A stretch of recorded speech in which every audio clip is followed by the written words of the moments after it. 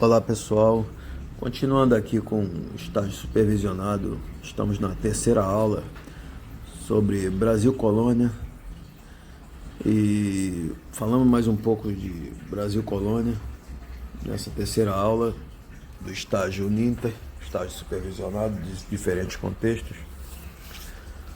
E começamos aqui então. Ao estudar como foi a colonização do Brasil entre os séculos XVI e XIX, buscamos conhecer o início de nossa história, nossas origens e nossa fundação. Para entender esse período, é importante conhecer as motivações de Portugal, as relações com os povos indígenas e negros e como se deu o povoamento e a exploração. Os portugueses chegaram ao Brasil, como vimos antes, em 22 de abril de 1500. E até 1530 o período foi marcado pelos primeiros contatos com os índios, as defesas do território também e a extração de pau-brasil. E esta foi a etapa chamada de período pré-colonial. Em 1530, Martim Afonso de Souza partiu para o Brasil com 50 esquadras para formar o Brasil Colônia. Em 1534, o território foi dividido em 15 capitanias hereditárias para ser melhor povoado, desenvolvido e explorado. Nos perguntamos, qual foi a intenção de Portugal na colonização do Brasil? É comum ser ensinado que Portugal enviou ao Brasil os degradados da sociedade como bandidos e prisioneiros, o pior tipo de gente. Ensina-se que a única intenção era conseguir ouro e que desde o princípio eles eram cruéis para os índios, mas isto não é real. Para compreendê-lo, é necessário entender a história de Portugal e a cultura deste povo. As grandes navegações fazem parte da modernidade, ao mesmo tempo que carregam uma intenção medieval, que é expandir a fé católica. Quando pensamos em como foi a colonização do Brasil, devemos ter em mente as duas visões de mundo do imaginário português, que era transmitir a fé cristã e fazer disto um empreendimento rentável. Na Europa, Portugal foi o primeiro Estado moderno, sobretudo com dinheiro de ordens religiosas, como a Ordem de Cristo, como essa Ordem de Cristo. Pedro Álvares Cabral era grão-mestre desta ordem, derivada dos Templários. E foi ele quem conduziu a esquadra de 13 caravelas que chegou ao Brasil em 22 de abril de 1500. Culturas que estavam afastadas há milênios encontraram-se depois de longo período. Nem indígenas, nem portugueses seriam mais os mesmos. E como foi o encontro dos portugueses com os índios?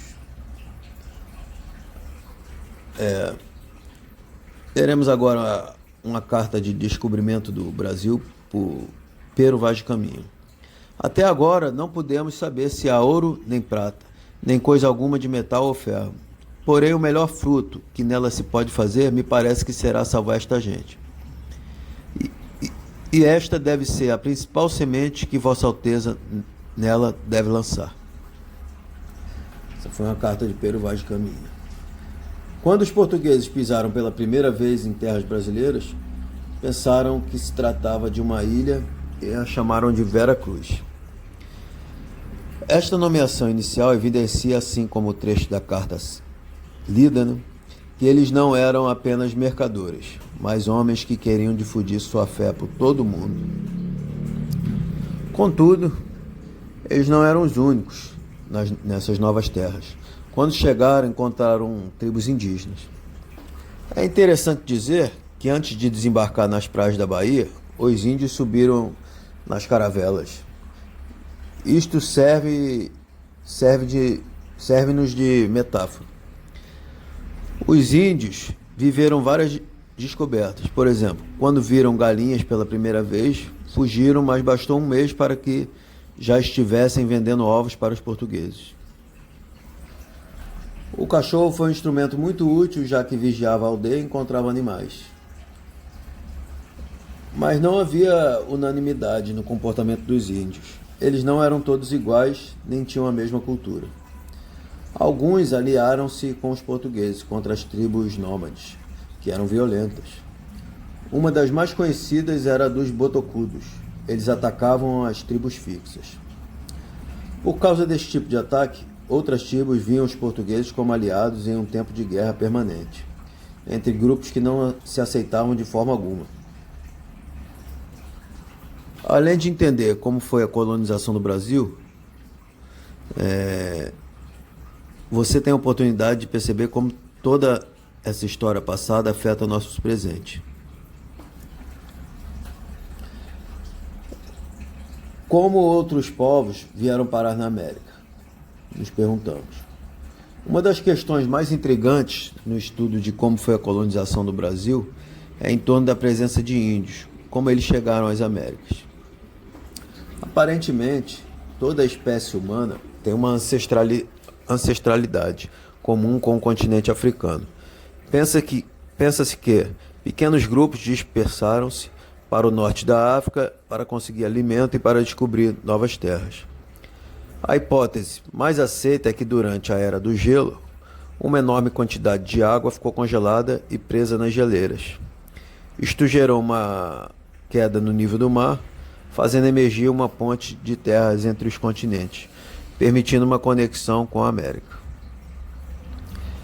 Caçadores podem ter atravessado este corredor tendo descoberto o outro lado e ficado. Com o tempo, o gelo derreteu e os mares separaram novamente os continentes. Como resultado, as tribos americanas perderam o conhecimento de suas origens. Com a chegada dos portugueses ao Brasil e seu contato com os índios, milênios de separação cultural, linguística e fenótipica foram rompidos. Este reencontro parecia um milagre da vida e da persistência em sobreviver. Os nativos americanos estavam há pelo menos 10 mil anos separados pelo oceano. Na Europa, África e Ásia havia troca cultural e expansão, troca de ideias e todo tipo de compartilhamento nos avanços civilizacionais. Era chegado o momento de partilhar todo esse patrimônio com a América. Nos perguntamos, quem descobriu o Brasil? Os portugueses ou os índios? Há quem diga que a propriedade era dos índios e que os portugueses eram conquistadores e não descobridores. No entanto, os índios não tinham noção de propriedade privada. A noção de posse da terra não existia, nem individual nem coletivamente. Eles ocupavam uma extensão ilimitada de território que tanto mais crescia quanto mais ela era explorada. O mesmo acontecia com as outras tribos e quando se encontravam, o resultado era a guerra. Ainda não havia no Brasil, uma noção de uma identidade nacional, cultural e territorial. Isto só foi formado posteriormente. O contato entre os povos não foi fácil. A corte tinha que proteger o território. Era necessário ter navegadores dispostos aos riscos de migrar para um lugar desconhecido e de adaptar-se a uma vida simples ao convívio com os índios e a empreender.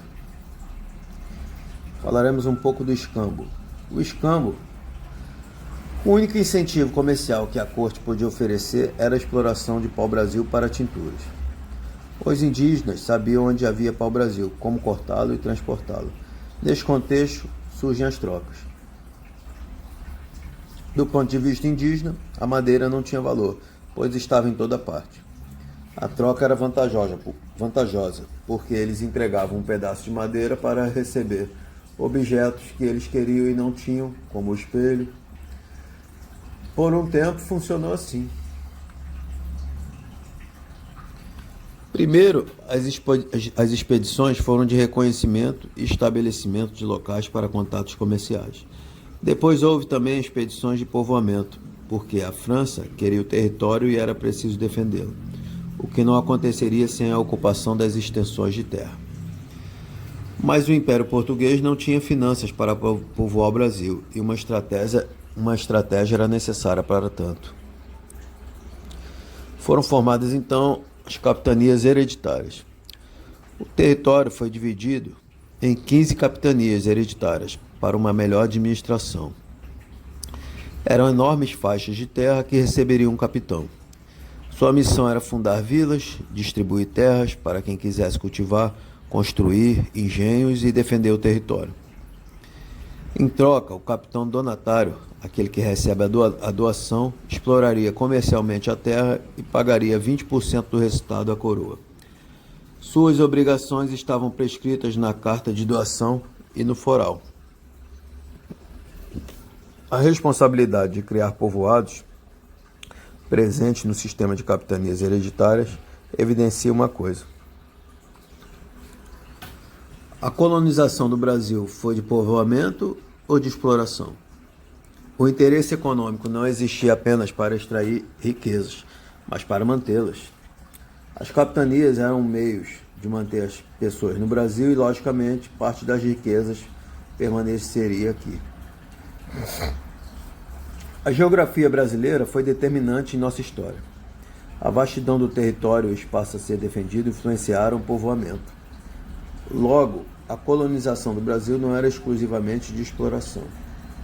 A ideia de colônia, por exemplo, não remete exclusivamente a um processo predatório. A etimologia de colônia não significa apenas depredação, mas também povoamento, um processo que o Brasil viveu. Até o século XIX, os brasileiros nem mesmo chamavam-se de colonos, mas se diziam portugueses nascidos no Brasil. A palavra colônia é tardia, ela aparece na história da Inglaterra em relação às suas colônias. Mas o mesmo não se aplica a Portugal, que teve um processo diferente. Falamos agora da primeira eleição na América. A primeira eleição que ocorreu nas Américas foi na capitania de São Vicente. E em nossas terras temos o primeiro elemento democrático do continente americano. O modo medieval de organização portuguesa era diferente do modelo feudal que aprendemos na escola, mais característico da França. Portugal já era organizado em vilas com eleições, deixando que o poder central decidisse poucas coisas. Assim, as pessoas decidiram seus problemas localmente. Toda a atividade do governo era resolvida e decidida pelos moradores de cada vila. Tivemos eleições em São Vicente, desde 1532, em Olinda, desde 1541, em Salvador, desde 1549, em São Paulo, desde 1554, no Rio de Janeiro, desde 1565. Nenhum país europeu teve esta base. Somente os Estados Unidos também tiveram um governo local com esta importância.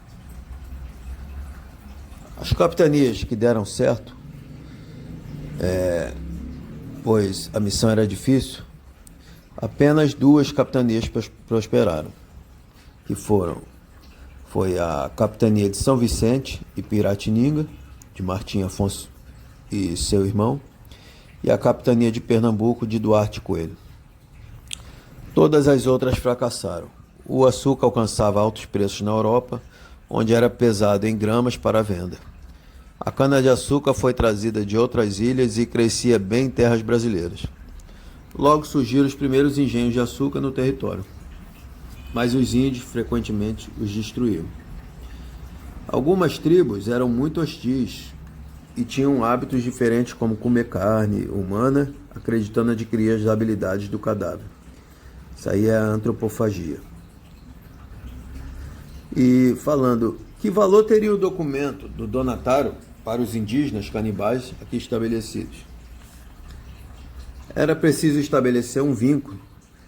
Em São Vicente, um náufrago português chamado João Ramalho já estava estabelecido no local e tinha se casado com uma princesa Tupiniquim, a Índia Bartira. Por causa disso, os locais já tinham conhecimento sobre os portugueses. Este contato facilitou a diplomacia para o sucesso da capitania. Os ingleses na América não cogitavam a possibilidade de se casar com índias, muito menos as mulheres de se casar com índios. Mas com os portugueses era diferente. Os portugueses que conseguiram uma boa convivência com os índios tinham vantagem para conseguir produzir e povoar o território. Muitas capitanias fracassaram por não criar esta relação. A harmonia entre indígenas e portugueses era necessária para assentar terras. Na Bahia não foi diferente, pois temos a história de Paraguaçu com Caramuru. Falaremos agora sobre governo geral. A Corte de Lisboa decidiu usar o dinheiro adquirido em outras colônias para enviar uma equipe ao Brasil. O objetivo era organizar um governo geral que seria comandado por Tomé de Souza entre 1549 e 1553. Este governo teria 3 objetivos principais, que seria defender o território, organizar a produção para viabilizar o povoamento e civilizar os índios. Depois de Tomé de Souza, Duarte da Costa foi governador-geral, de 1553 a 1558, sucedido por Mendes Sá, de 1558 a 1572. Tomé de Souza foi substituído por Duarte da Costa, cujo filho tentou escravizar índios e recebeu a repreensão dos jesuítas, mas continuou. O governo local não atendeu às queixas e assim um padre tentou levar o problema ao rei, naufragou e foi devorado por índios canibais. Duarte da Costa fez um governo ruim e permitiu que a França se instalasse na região do Rio de Janeiro e fundasse a França Antártica. Inconformado, o povo pediu à coroa que o substituísse. Em 1556, ele foi substituído por Mendes Sá, seu sobrinho, aliado à tribo Araribóia, comandou a retomada da região e expulsou os franceses, fundando o Rio de Janeiro. Com a morte de Mendes Sá, seu sucessor foi Dom Luís de Vasconcelos. Durante este período, o governo português dividiu o Brasil em 2 governos, que se unificaram novamente em 1578. Os 2 governos eram o Governo do Norte, com sede em Salvador, e o Governo do Sul, com sede no Rio de Janeiro. Falaremos agora do papel dos jesuítas na colonização do Brasil. A Ordem de Cristo ajudou Portugal em suas navegações. Os jesuítas seriam os responsáveis pela paz com os índios e pela união do território brasileiro. Como criar aproximação com povos que não falavam a mesma língua, não tinham os mesmos hábitos e pensavam completamente diferente? Os jesuítas fizeram o seguinte trabalho pelos índios. Fundaram escolas, ajudaram os índios a entender o que é caridade no conceito cristão, civilizaram os indígenas para abandonar o canibalismo, que era a antropofagia, aprenderam a língua das tribos e depois ensinaram o português. Criaram campos agrícolas para que cultivassem. Falaremos agora na necessidade da educação, certo?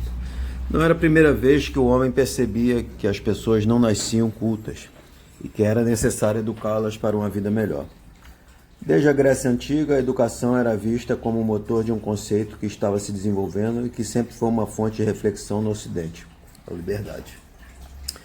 Para a formação de um homem livre, desde a antiguidade, as ciências e as artes têm desempenhado um papel fundamental. Os filósofos gregos dedicaram-se a encontrar alunos interessados em aprender. Na Idade Média, os mosteiros significaram um avanço na administração da educação, porque na modernidade, perguntamos, por que na modernidade a educação do inculto seria condenada?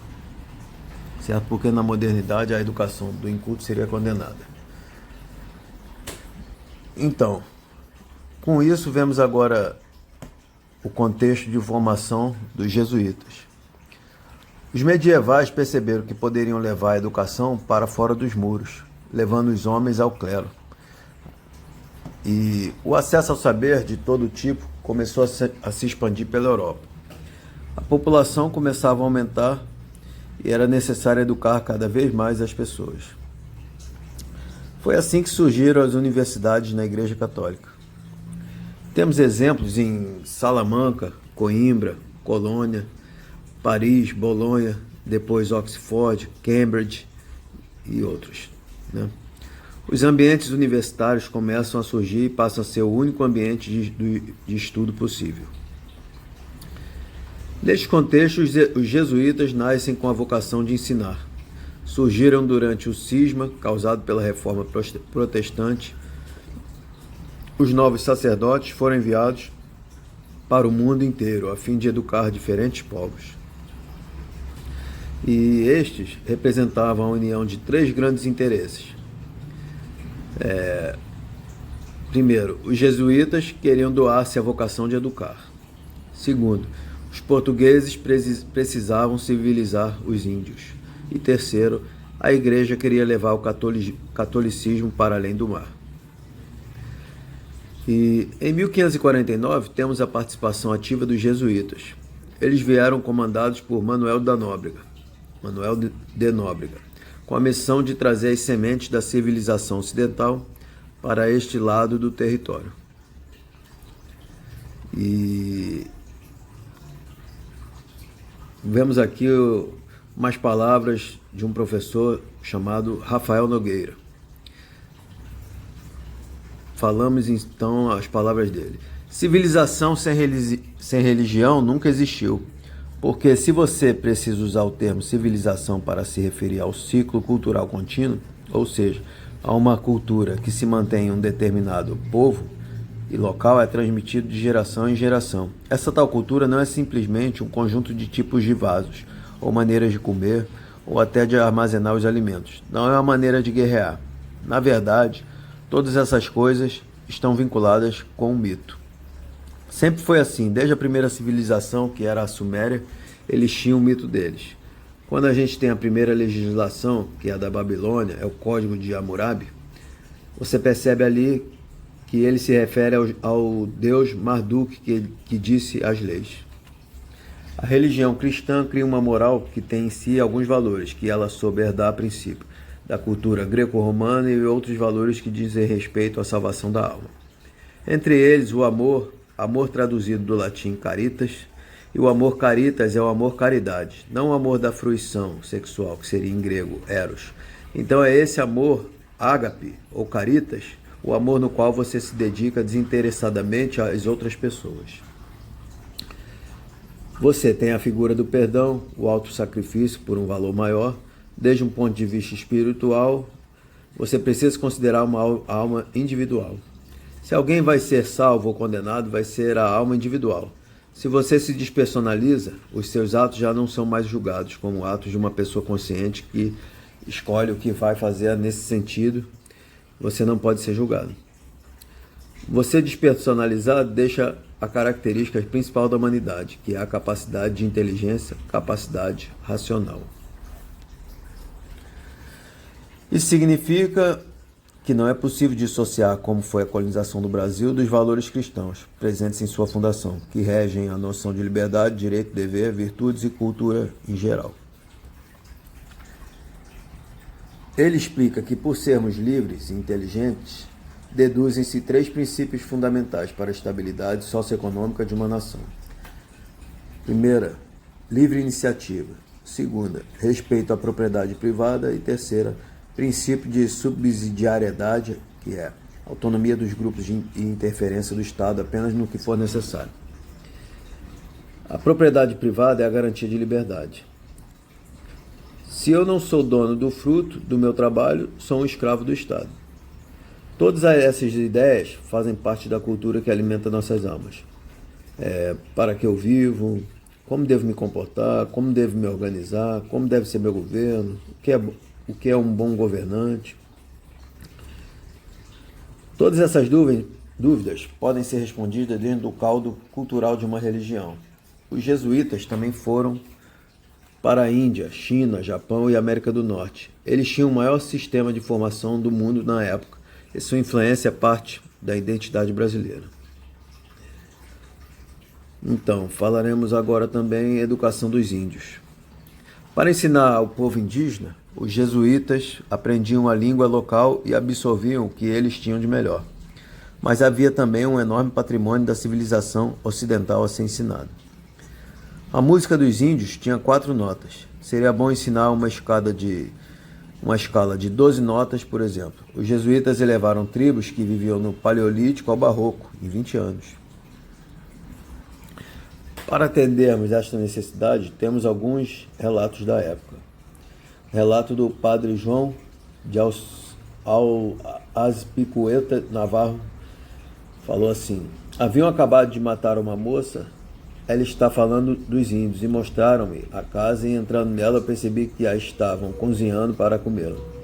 A cabeça estava pendurada em um pau, e depois fui a outras casas nas quais achei pés, mãos e cabeças de homens no fundo.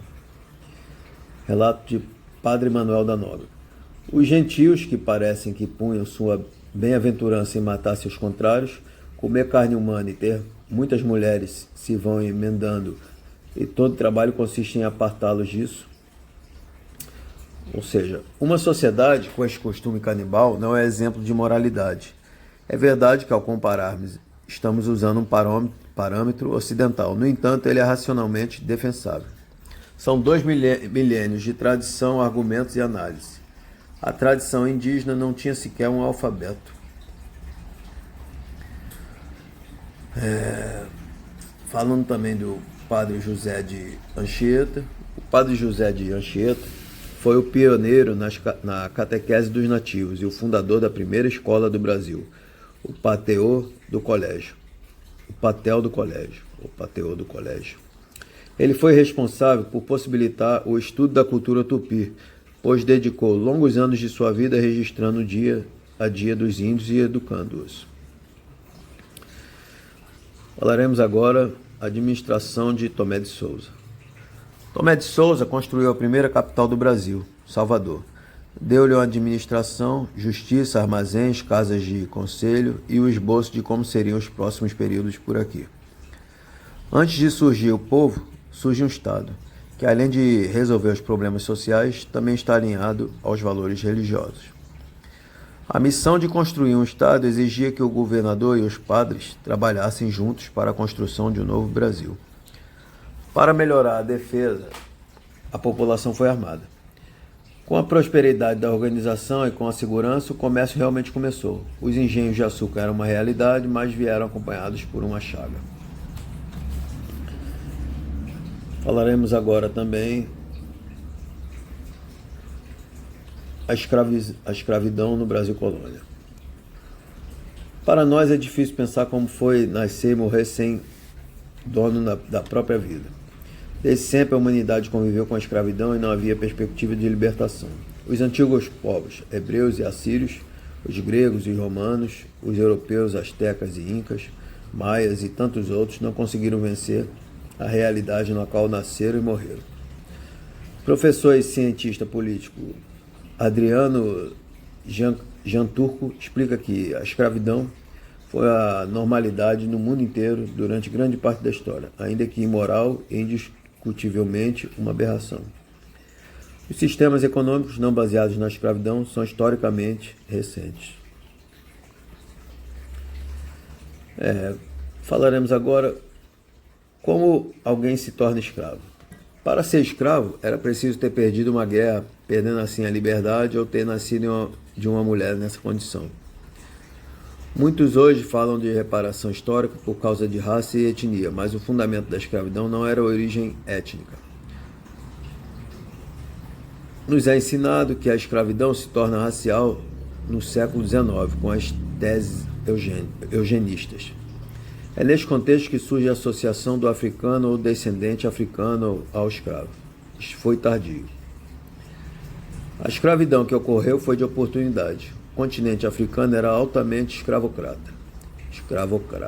E os portugueses compravam escravos na costa vendidos por outras tribos diferentes. Até mesmo os próprios negros tornavam-se senhores e tinham os seus escravos. A alforria era uma concessão. Mesmo com dinheiro, sem que o senhor permitisse, não haveria liberdade. Por isso, alguns negros usavam seu dinheiro para comprar escravos. Temos casos de antigos escravos que pagavam a alforria com seus próprios escravos. São casos minoritários, mas isso nem sequer é comentado ou debatido. A escravidão foi aceita no Brasil e era a mão de obra da cana-de-açúcar. Primeiro vieram os homens da Guiné, depois os do Congo e os da Angola. Em seguida, o tráfico envolveu todo o sul do continente até Moçambique. O negócio de escravos era o mais lucrativo e amplo do planeta. Pessoal, falaremos mais um pouco de governo geral. O governo geral representou uma medida político-administrativa adotada pela coroa portuguesa né, a coroa portuguesa, rei Dom João III, em 1548, a fim de centralizar, administrar e estabelecer o poder e reforçar a colonização no período do Brasil colônia, após o fracasso das capitanias hereditárias. Então, e foi a partir de 1500, com a chegada dos portugueses ao Brasil, que começa a relação entre a colônia, Brasil, né, e a metrópole Portugal. De partida, o intuito principal era conquistar e explorar os locais encontrados no chamado Novo Mundo, por meio das expansões marítimas europeias que atravessaram o oceano desde o século XV. Portugal foi o país pioneiro da expansão marítimo-comercial, considerado uma potência militar e econômica dos séculos XV e XVI. O outro país da Península Ibérica, a Espanha, também buscava novas terras e desde 1492, com a chegada de Cristóvão Colombo na América, a ânsia por dominação e a disputa entre eles se acentuava cada vez mais. Para tanto, foram necessários alguns acordos firmados entre os países ibéricos, tais quais a Bula Intercoeteira e o Tratado de Tordesilhas, de forma a dividir amistosamente o espaço de exploração e de conquista de cada reino, Portugal e Espanha.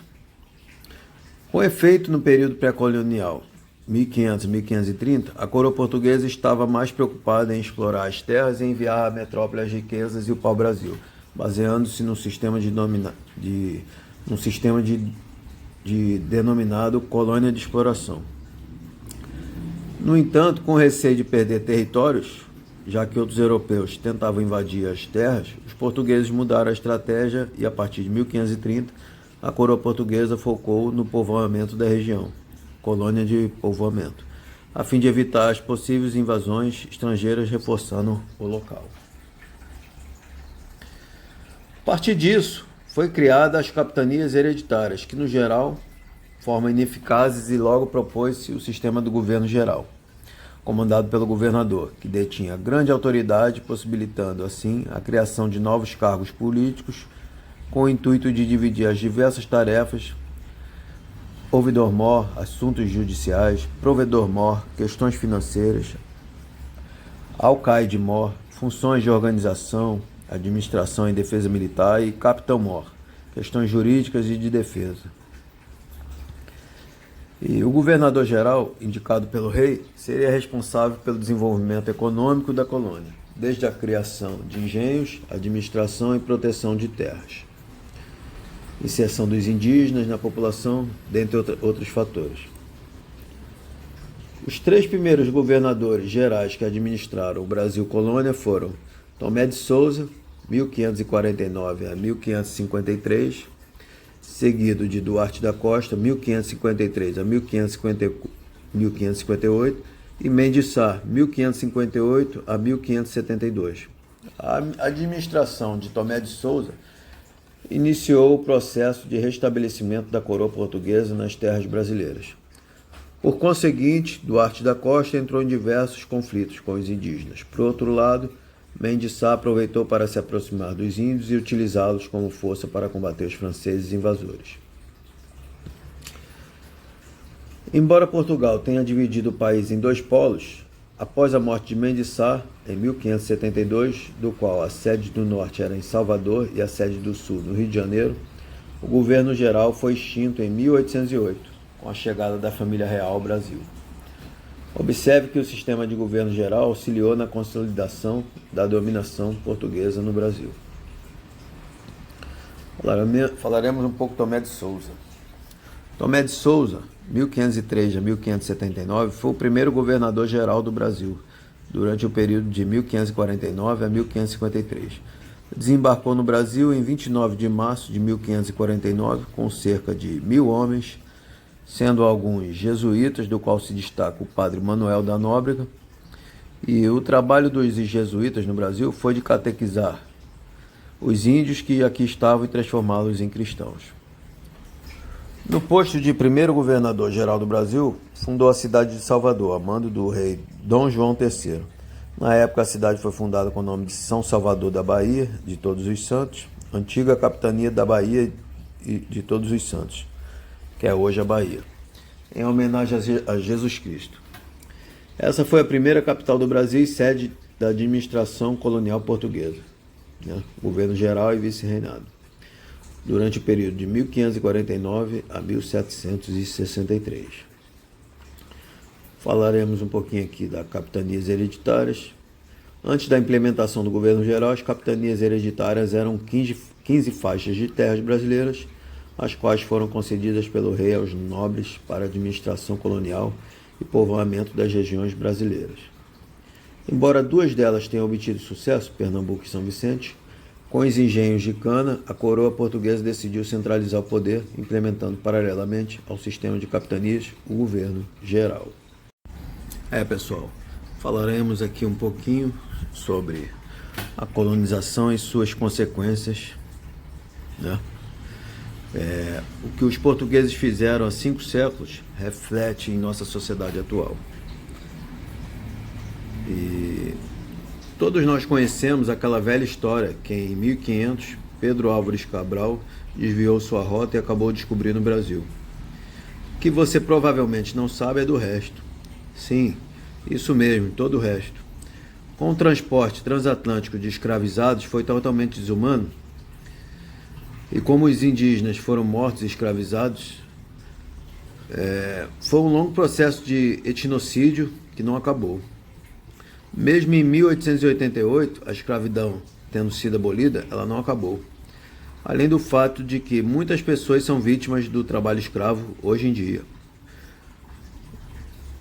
O que quis dizer foi que a população negra não teve nenhum apoio depois da abolição. Foram jogados na sociedade sem dinheiro, teto, comida ou saúde.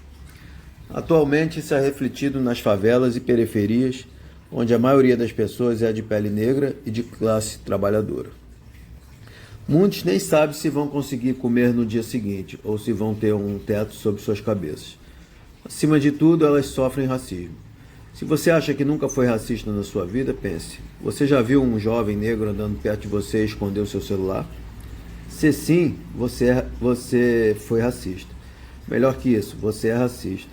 Todos somos. Isso se chama racismo estrutural, racismo na estrutura de nossa sociedade. Provavelmente levará décadas que o racismo estrutural seja totalmente eliminado, mas até lá você pode ajudar. Pense em suas palavras e ações e quando vê esse mesmo jovem negro, pense nas dificuldades que ele passa antes de julgá-lo. Também podemos pensar em quem já estava aqui antes de tudo, os povos originários, os indígenas. Eles foram os primeiros povos a serem subjugados pelo racismo dos colonizadores. Eles foram vistos como povos selvagens, porém pacíficos, fáceis de civilizar. Atualmente sabemos que eles lutaram muito contra a opressão. Eles foram escravizados, torturados e perderam suas terras. Só para você ter noção, existia originalmente mais de 3 milhões de indígenas no Brasil e agora existem aproximadamente 900 mil, ou seja, mais de 2 milhões foram mortos.